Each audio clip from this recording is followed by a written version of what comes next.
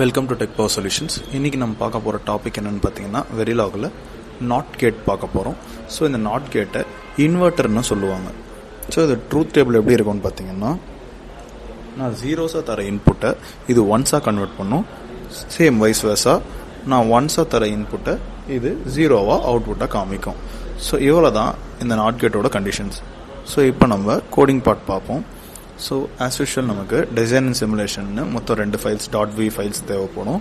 First not கேட்டில் .v ஃபைலுக்கு time scale define பண்ணிக்கிட்டு so மாடியூலுக்குள்ளே போகிறோம். As usual input output define பண்ணி செமிகாலன் வச்சு க்ளோஸ் பண்ணிடுறோம்.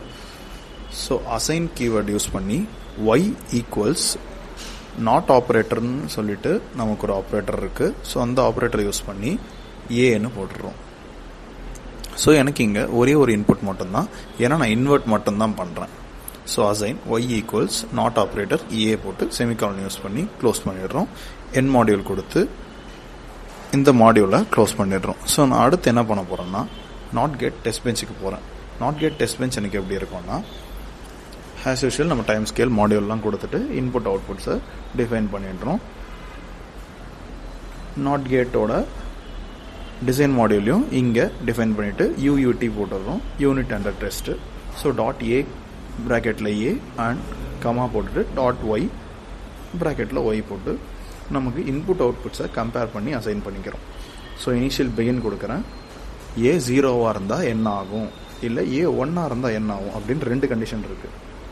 So this are that condition, if else condition மாதிரி தான். நான் ஏ 0வாக போட்டு #10 கொடுத்துட்றேன். ஸோ #10ன்னா எனக்கு டிலே. ஸோ 10 நானோ செகண்ட்ஸ் எனக்கு டிலே ஆக போகுது. அடுத்த வேரியபிள் எனக்கு ஏ ஈக்குவல் டு 1 வரும்போது அடுத்தது 10 டிலே தரும். அதுக்கும் #10 ns போட்டிருக்கேன். ஸோ ஃபினிஷ் பண்ணிவிட்டு எண்டு கொடுத்து என் மாடியூல்னு கொடுத்துட்றோம்.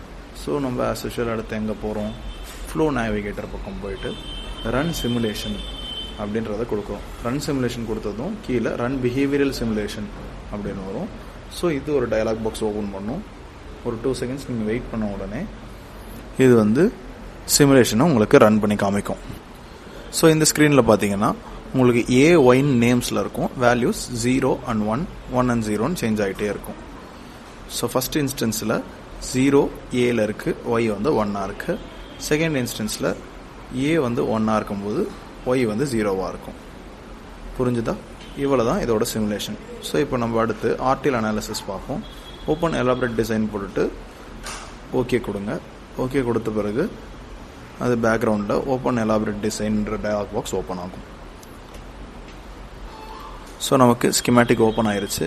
இங்கே பார்த்தீங்கன்னா நமக்கு ஏன்ற இன்புட் இருக்கும், ரைட் சைடில் ஒய்ன்ற அவுட்புட் இருக்கும், மிடில் இன்வெர்டர் ஆப்ரேட்டருக்கான சர்க்கியூட் டிசைனிங் இருக்கும். ஸோ இவ்வளோ தான் நாட் கேட்கான வெரிலாக் கோடிங். தேங்க்யூ.